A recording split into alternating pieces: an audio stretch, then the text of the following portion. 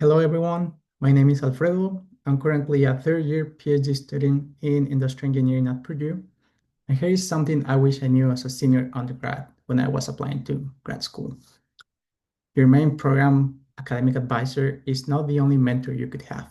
And honestly, I think it's very rare to find a person who meets all your mentoring needs. I like to think that mentorship is like a toolbox. Uh, your advisor may be amazing at guiding your research, but maybe this person cannot give you detailed advice on navigating industry internships or managing work-life balance or networking in your field. That's why you need a mentoring network, different people who can support you in different ways.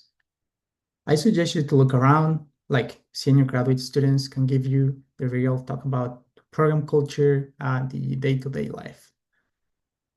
Another one is thesis committee members, for example, can offer different research perspectives. Other faculty that is not related to your lab, maybe at the college or the school level, can connect you to funding or leadership opportunities. Even staff in student services or diversity programs, they can be incredible mentors for professional development and community building.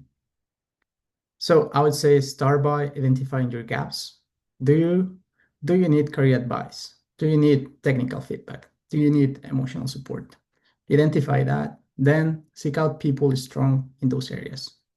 When you approach them, be clear about what you're looking for. Be, of course, respectful of their time and be open to building this relationship step by step.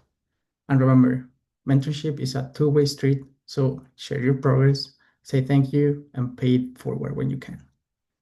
In conclusion, I think that one person cannot be everything for you, but a constellation of mentors can help you grow in every direction. So start building your network now. I think you will thank yourself later than sooner if you start now.